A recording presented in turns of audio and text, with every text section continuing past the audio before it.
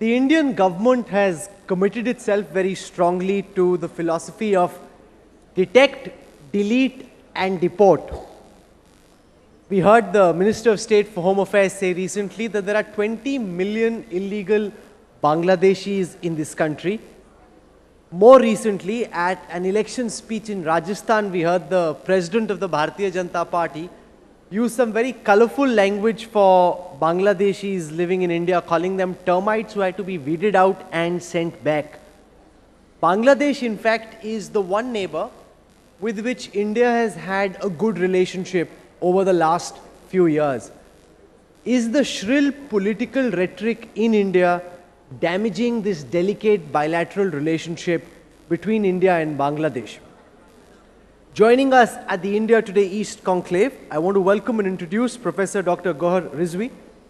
He is a Bangladeshi historian, scholar and academic, currently works as the International Advisor to the Prime Minister of Bangladesh and the Unit Chief of the Governance Innovation Unit. Professor Rizvi came up with the idea of bringing in people who worked internationally, had a certain global outlook to come back and improve the quality of governance in Bangladesh. He's taught at several British and American universities, including at Oxford, the University of Warwick, Harvard Kennedy School, and the University of Virginia. His publications cover the disciplines of history, international relations, and public policy. Can we have a warm round of applause as we welcome to the India Today East Conclave our guest from across the border, Dr. Gowher Rizvi.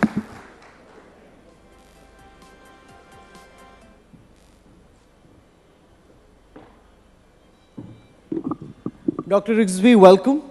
You just heard a very impassioned address by one of the most influential members of our ruling party. The message very clear: illegal Bangladeshis have to go out. We heard his boss, the BJP president, call Bangladeshis who are in India illegally termites who had to be weeded out. How is this kind of shrill political rhetoric being received across the border? Well, firstly, I do want to thank Ram Madhavji for very nicely explaining the current situation. You know, interestingly enough, most people in Bangladesh see this as an internal Indian discussion, and there has not been much interest shown in the media in Bangladesh. Of course, with elections coming, obviously any government, any party that would want to embarrass the incumbent government might try to make an issue, but so far this has not been an issue. And I want to say at the very, very start that we have the closest and the fondest of relationship with the current Indian government. In fact, Modi ji is very, very popular in Bangladesh. And in my 10 years that I have been with the Prime Minister's advisor and I have dealt mostly with Indo-Bangladesh relations, this issue has never been raised with us. So therefore, I do want to say that I respect it. It's an Indian discussion, and Indians will debate, discuss what is in their best interest. That, Dr. Rizvi, is a very significant point you just made. You are telling us at the India Today Conclave East that no matter what they may be saying in a political election rally, the government in Delhi has never taken this issue up with the government in Dhaka. No, I don't think that's surprising, as Mr. Ramadhav said very clearly, that this is a process. And the process has started. And at some point, the process will come to a point where this thing might be on the table. But at that level, you know, many more things will happen. We heard the figure of 20 million. I don't know where this figure has come from. It's from Minister of State for Home Affairs, Kiran Rijiju, speaking in but Parliament. you know, these are not, we can pluck any figure from the air. So we'll have to talk about the figure. Where I agree, if there are Bangladeshis illegally staying in their country, 5, 10, 5,000, 500, Bangladesh will obviously want to take its citizens back. The important thing is to determine, and there has to be a process through which that determination will take place. No, so you're seeing the process that's playing out in Assam, where this is a deeply emotive issue as well. 40 lakh illegal Bangladeshis currently identified. As Ram Madhavji explained, the process of cross-checking each of those identities currently on. At the end of it, there will be a certain number. That number will not be 550 or 500, it will be far more substantial than that. As advisor to the government of and the Prime Minister of Bangladesh, are you telling us at the India Today Conclave East that you will take them all back? No, what I did say is if there are Bangladesh nationals. Now, so far, what your process has done has to say, and it is only a beginning of the process, has said that these people are not in the register. But before, if I were to say, I want to send some Indians back, naturally I have to prove to the Indians that these are Indian nationals. Let me give you another example, a real example. 4 or 5 years ago, a large number of Rohingyas were intercepted in Andaman Islands. And they all claimed that they were Bangladesh national. We sent our consular staff to interview them. And we told India in advance that anyone who is a Bangladeshi national, we will take them back. We said it in advance. But they must prove that they are Bangladeshi nationals. And we jointly had a joint Indo-Bangladesh mission, went to Andaman Islands. And there were few, just a few, in single digit, who turned out to have Bangladeshi. So I foresee a potential problem in this, Dr. Rizvi, where when India completes the NRC exercise and says, let's assume 35 lakh people have been identified as illegal Bangladeshi immigrants living in Assam, now please take them back. We go to the government of Sheikh Hasina, you say, prove that these are Bangladeshis. If they have no proof, how will we prove that they are Bangladeshis? Well, they are residents of India. It will be for Indians to prove. It is not for us to prove. Can I, Ram Madhavji, with your permission, just bring you in on this? Because you got India sitting there, Bangladesh sitting here. I'm very confused sitting somewhere in the middle. Because you complete this exercise, let's assume we identify a certain number, 35 lakhs, hypothetically. No, I think you're getting into a hypothetical. No, I'm just asking. No, this is a hypothetical thing. Let us be very clear. Let this process complete, and any country, when somebody in the United States wants to repatriate somebody back, to say to India, Indians are not going to accept it unless the Indian consulate. So let me ask Ram Madhavji that question. Now the government of Bangladesh tells your government, tells our government, so prove that these are Bangladeshi nationals, then we'll take them back. Phir kya hoga, sir?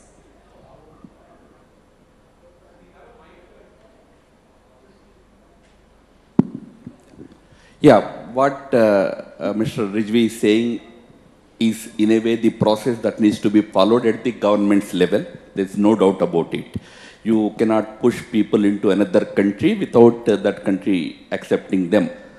That is how it works. In fact, Bangladesh themselves have the issue of Rohingyas, which they are trying to settle through a process, I would call it. They're following the due process, and then there are international agencies like United Nations, as Rajdeep mentioned, that Refugee Commission is there. There will be so many things that we will take into account. We are two friendly countries. The importance of our relationship is paramount for us. Keeping that in mind, we can definitely find a solution to it. But again, I'm repeating, as he knows, as we know, there's a process that needs to be completed first before we reach that stage. Exactly. When we reach there, we are mature enough to handle it in a very... He also says the government of India has never taken this up with the government of Dhaka. The reason also he gave, he said right now the process is at number 1D. There are 3 Ds we have to do. Detect, delete, and then comes deport. First D we have started. We will see. Let me make one additional thing. I don't think the comparison between Rohingyas and suppose they are Bangladeshis are valid, because Rohingyas have been persecuted. Rohingyas have for generations been living in Myanmar, and they were deliberately thrown out of the country as a part and process of ethnic cleansing. So I don't think the comparison holds. Secondly, what we are saying in Bangladesh, and the whole world is saying, that ethnic cleansing is not acceptable. One thing we must all realize, that in every state there are minorities. And if we start saying we will send some minorities away, it's unacceptable, it is not possible, it will not be done. India itself will not allow that to happen. India is a democracy. India is a secular state. So let us be very, very clear. There is an important distinction to be made between the Rohingyas and allegedly illegals in the northeast of India. How is there a difference? Because in India, both are living illegally on our soil. And we would like, if you ask people in general, the populist opinion on the street would be all illegal infiltrators should be sent packing. In the case of Rohingyas, there's a big difference. When they crossed the border, we issued them with IDs, we photographed them, we took their fingerprint under international auspices of the UNHCR, an international organization of migration. So we have complete record of who has trespassed or migrated into Bangladesh. This is the sort of documentation which Myanmar will have to respect when we are sending this back. And also please remember that military in Myanmar has decided that Rohingya as an entire ethnic group is unacceptable on the soils of Myanmar. This is genocide. This is ethnic cleansing. How on earth are we going to compare the two? Ram Madhavji, you compared Rohingyas with illegal Bangladeshis, saying that Bangladesh has a similar problem. The advisor to the Bangladeshi Prime Minister strongly disagreeing, saying that there is no comparison. On one side there's ethnic cleansing and genocide. On the other is a question about nationality, and therefore you can't compare the two. Perceptions very opposed on both sides of the border. Oh yes, in fact you also should not compare the two. So we have to deal with Rohingyas differently and we have to deal with other infiltrators differently. We are not having any NRC for Rohingyas, my friend. NRC is a process that we are following in the case of other infiltrators because they are different. We know what he is saying, I fully agree with him.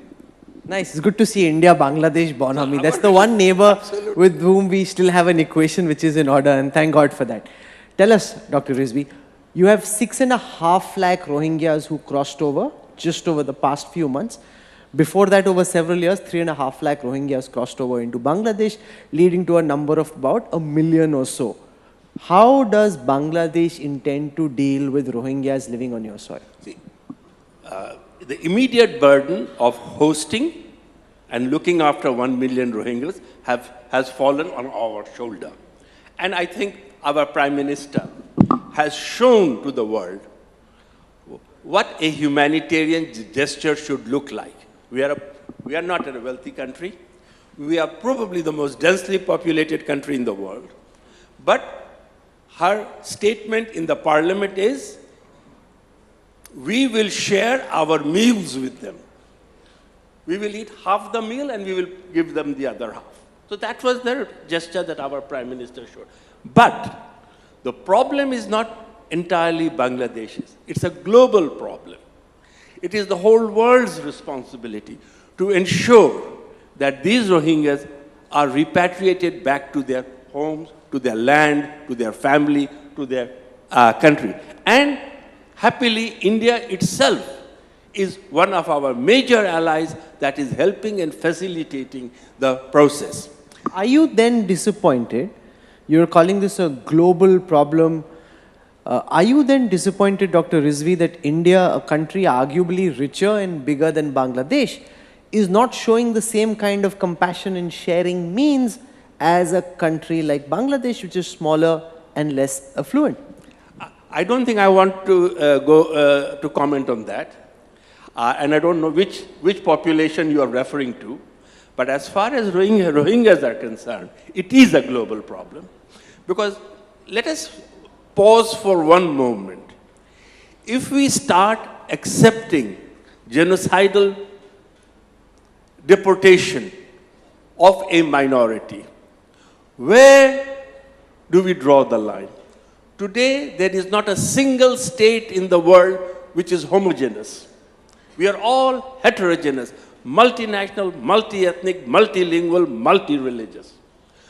If we then say, okay, one ethnic group or one religious group we are going to deport, it will not be, it is a problem of the whole world. You cannot unscramble a scrambled egg. And that is precisely the nature of this population movement. So, you're calling this genocidal deportation, essentially raising questions about the safety of these Rohingyas when they go back to their country. And that is why we are not pushing them back. We are saying they must go, and we are building up international opinion to send them back. So, but, we are at the same time saying that they will only go back voluntarily, and they will go back when the conditions in Myanmar are such that they can go back and lead a safe life. I must say, Dr. Rizvi, you're a terrific trapeze artist. You're saying everything that needs to be said and couching it in a manner that, doesn't create any diplomatic problem. But let me ask you a question. I'm a very clumsy person. You're a very good trapeze artist. What do you make of the deportation of 7 Rohingyas from the More border in Manipur in India's northeast? You're saying that you have to wait till the conditions in Myanmar are such that it doesn't lead to genocidal deportation. The Indian government just sent 7 Rohingyas back. What does the government in Bangladesh make of that? Now, I don't know. Mr. Madhav might be able to tell us that. But my sense is India would have never sent them back unless it got an assurance from Myanmar of their safety, of their security, and of their well-being. This is my feeling. I have no knowledge. Did we get such an assurance, Ram Madhavji? Their identities were ascertained on both sides, then only they were sent across the borders.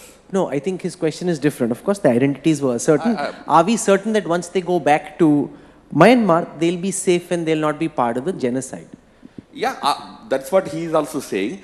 We should put pressure on the Myanmar government to ensure that the safety and security of the people of their country is taken care of. But the government in Myanmar or the army in Myanmar doesn't want them. It says these people don't belong in our country, we don't want them. That is not Therefore, true. the fear that they get killed. I'm sure Mr. Rijvi has not said that. You are putting words in his mouth. No, he said it. He is not saying that the army in Myanmar has made clear that it doesn't want any Rohingyas on their soil. It is, what I am saying is it is a systematic genocidal attempt to push an entire ethnic community out of the country.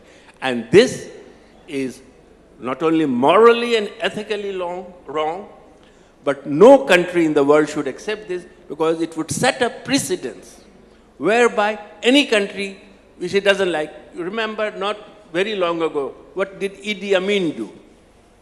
He pushed an entire community out.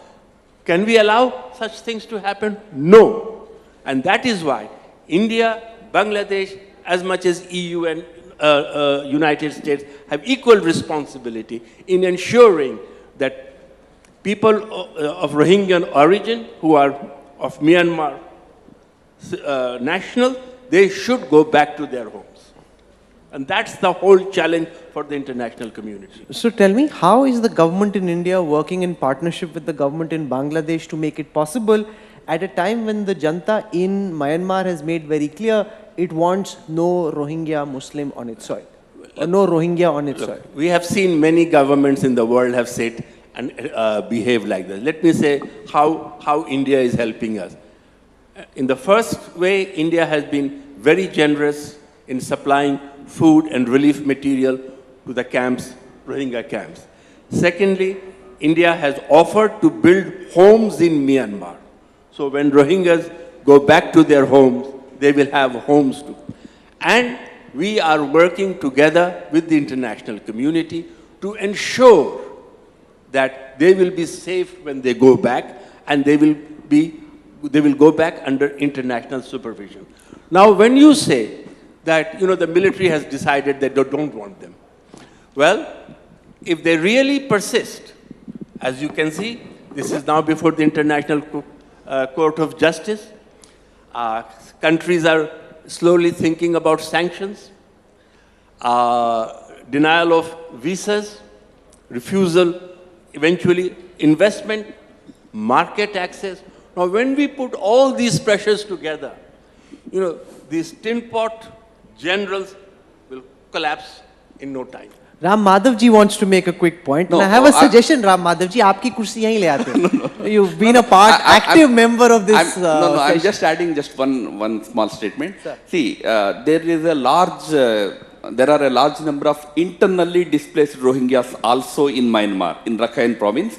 Government of India, through its embassy, is helping those people wherever they are today as refugees within the boundaries of Myanmar itself. They also are helping, and Mr. Rizvi would acknowledge it, that India has extended support to government of Bangladesh in managing the refugees in their country. As he rightly said, several countries are helping them, that include India also. So please don't raise questions about our humanitarian gestures. Ram Madhav ji, I said, and I re-emphasize, Indian were the first to bring relief material to Chittagong.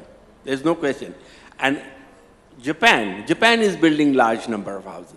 It is only a question of international community concerting together, putting pressure on the junta so that they begin to live within the norms of international law. We've spoken a lot about illegal Bangladeshis living in India. We've spoken a lot about the problem with the Rohingya Muslims and they being displaced from Bangladesh. I want to take a moment to talk about the phenomenal progress that Bangladesh has made over the past few years in terms of economic and social development. At the time of its independence, Bangladesh lagged behind Pakistan in GDP, per capita, education, poverty. Just over the past few years, you've left Pakistan way behind, and in that sense, not enough is said about the Bangladesh economic story. Before I fully answer that question, let me tell you a small story which gave us certain satisfaction. When the new Prime Minister of Pakistan was having his first press conference, he announced that if he were given 5 years, he would make Pakistan into Sweden. One of the journalists raised his hand and told the Prime Minister, "We will give you 10 years, make it like Bangladesh." You know, I have some data and I just want to share that with everyone sitting over here.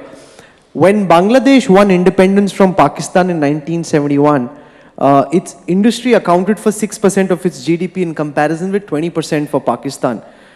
The per capita was way lesser than that of Pakistan. Just very recently, a few months ago, the GDP of Bangladesh for the first time exceeded that of Pakistan. The GDP now, the per capita now in Bangladesh is 1,538 for the last fiscal year in comparison with Pakistan, which is 1,470. That is quite a remarkable achievement. See, in 1971, when we were born, and many of my countrymen were sheltering very near where we are sitting together, Henry Kissinger had dismissed Bangladesh as a bottomless basket case, that it is beyond survival, it cannot be sustainable, it will collapse. Happily, we are not only today sustainable, and we have crossed from least developed country to mid-level income country. But more important about Bangladesh is that its economic and social development have gone hand in hand. Amartya Sen, who is one of the great champions of Bangladesh, has time and again pointed out, and it gives me a little pleasure to share this with you, is that in many of the social indicators, Bangladesh has surpassed India.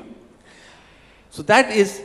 Sir, not just, can I add, social and economic indicators, even in cricket, your team is now giving us a run for its money. Thank you. And thank God we won the Asia Cup, otherwise Virat Kohli and his boys would have got a pasting. Yeah.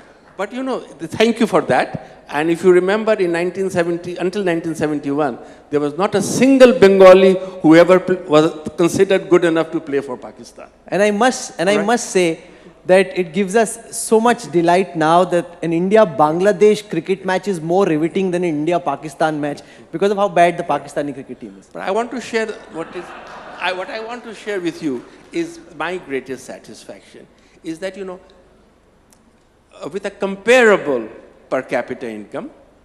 Bangladesh's per capita income is around $1,800 now, but it was 1/3 when our government started 9-10 years ago.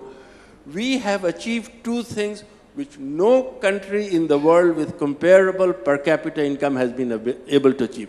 We have a means-tested, it is means-tested, comprehensive social safety net for the vulnerable group of people, aged, disabled, women, widows, and all sorts who cannot look after them. This is a unique achievement by any standard.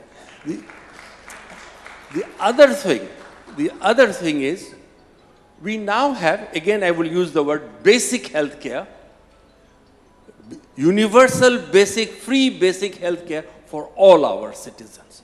Now these two achievements are truly something to be proud of, and when we debated and started to introduce this, many economists said that this was a gigantic mistake, we would not be able to sustain it, we were being sentimental and emotional.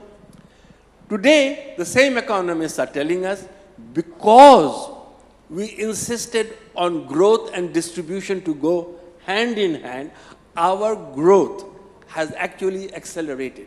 We are now growing at 7.86%, and this is largely due to the fact that we are pulling the people from the bottom also up through our various distributive arrangements. But Dr. Rizvi, we are seeing two faces of Bangladesh. One, of course, is the face that the government of Sheikh Hasina is trying to push, but the big concern in India is, what if she loses? What if in the next general elections, your government is voted out of power and the likes of the Jamaat-e-Islami, the Ansarul Bangla team, the Jamaatul Mujahideen Bangladesh, the Hizb ut-Tahrir, what if all of them with their version of a theocratic Islamic state come to power? Where do India-Bangladesh relations go then? Let me say two things. One is, we are committed Democrats. We have stabilized democracy in Bangladesh. We have pushed a military regime out. And if in the coming election, as our Prime Minister says again and again, if people vote us out, we will accept their verdict and we will step aside. So, and elections are an unpredictable phenomenon, so I would not want to brag around that based on our fantastic economic and social record, we will win. We hope we will win, but nobody can. But the second thing I will say is that our Indo-Bangladesh relations, which is better, deeper, and nicer than any time in history. Surprising thing is it took us so long to get here, because there is no animosity, conflict between the two nations, fundamental difference between the two. Do you have a message for Mamata Banerjee to step it up with Teesta and some of the other problems? You're here, you're in the right place. You can say something, it will be a splash across all Bangladeshi, Kolkata newspapers. I think we will leave it to you to do, because we are constantly in touch. Mr. Madhav knows full well that we have been assured by Prime Minister Modi that he is building a consensus, and he has promised us that Teesta will be realized just as the land boundary. There's a Didi to convince in the middle, standing on that river. That is between Delhi and Kolkata. But does Dhaka have a hotline to Kolkata? No, we have very close relationship with Mamata Banerjee, and she's very popular in Bangladesh, and she's universally revered as Didi. So we have no problems. But basically you're saying you're leaving the headache of trying to convince her to Ram Madhav and Modi ji. Exactly, because as far as Bangladesh and India is concerned, we have already initialed the Teesta agreement. Formula has been found, agreement has been arrived at, and at no time since it was done, anybody has suggested that we should change the agreement, and that would call for a new agreement. So we have patience, we will wait, and I know Madhavji knows that this is something that has to be done, because it is in the interest of both the countries and of Paschim Bangla as well. No, that even Manmohan Singh knew.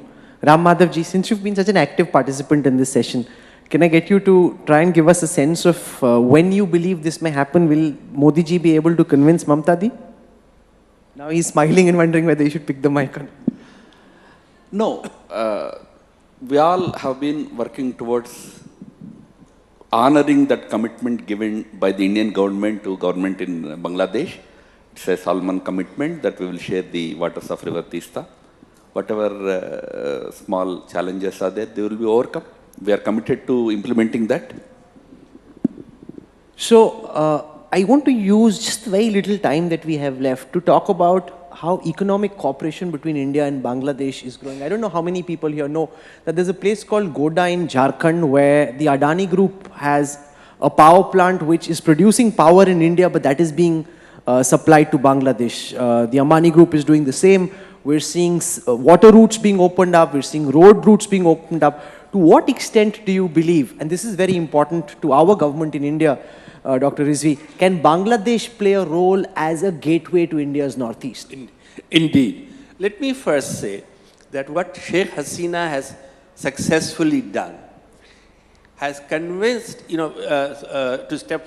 go one step back, BNP Jamaat has often tried to make anti-Indianism as a part of their vote-winning strategy. What Sheikh Hasina has done has demonstrated to the people of the mutual advantage and benefits that good relations between Bangladesh and India. People have sensed it. People have feel it. Our export to India has expanded. We are the largest recipient of soft loan from India. Indian investment is coming to Bangladesh. So in every way, Khalida Zia had said that when we were trying to buy electricity from West Bengal, she said it would be over my dead body. Mercifully, she's alive. Not only 500 megawatt has come, now over 1,000 megawatt is coming. And when Adani project goes away, it will be several thousand megawatts are coming. Is she fighting the next election? Do you know? Well, I have enough faith to believe that you may make one mistake, but you won't repeat the same mistake again. If she does, but I must take a moment to acknowledge to the advisor of the Bangladesh Prime Minister on behalf of everyone gathered over here that this really makes life much easier in India. The fact that Bangladesh is now a willing participant and can act as a facilitator to India's northeast just opens up the landlocked states of the northeast so much more than is otherwise possible. See, we have opened up land, roads, railways and waterways which connects West Bengal to the northeast. You have buses running from Calcutta to Guwahati and Agartala. We are building a railway which will connect Akhara to Agartala. In every sense, the connectivity has happened. And one of the great tragedies of our relationship was, the greatest advantage in trade is proximity. And we never took advantage of that proximity.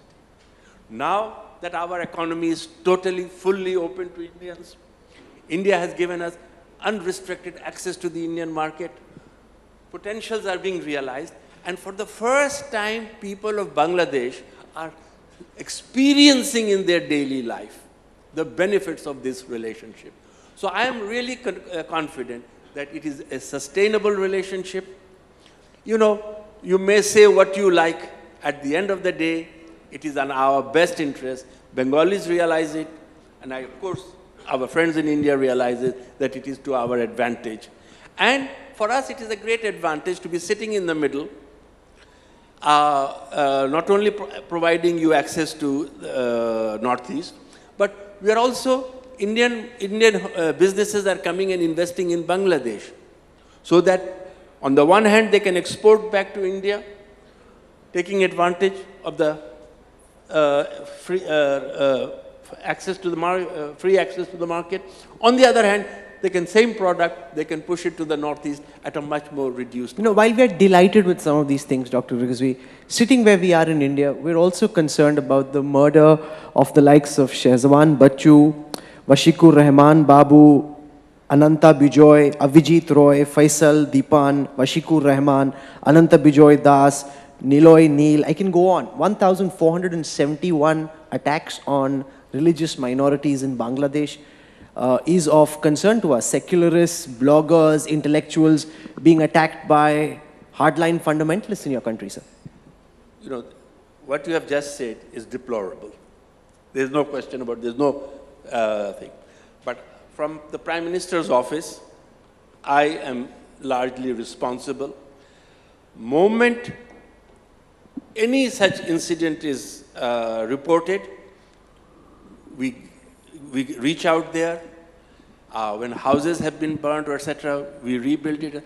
The trouble is, and this is a very sad thing to say, that to some of our political opponents, think that the minorities largely vote for the Awami League. So if they can push some minorities out of the country, they will reduce Awami League vote. Now, that is the tragedy. And we obviously don't want, Bangladesh is committed secular.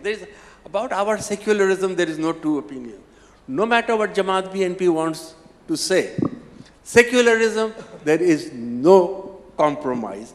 And we value our secularism, and for our secularism to thrive, we need our minorities. At a time when India clearly seems to be having some problems with Nepal, big problems with Pakistan, the fact that we have a growing friendship with our neighbor in Bangladesh, and there is nothing really rocking that relationship apart from the minor niggles which you've left to Ram Madhavji and Modi ji to resolve. We're delighted, Dr. Rizvi, that you could come and join us at the India Today Conclave East. May Bangladesh keep prospering socially, economically, even in cricket. May you keep getting better, but may you lose right at the very end. Thank you so much for joining us, Dr. Rizvi, at the India Today Conclave East. Thank you. It's an honor and a delight. Thank you. I really enjoyed that. Thank you.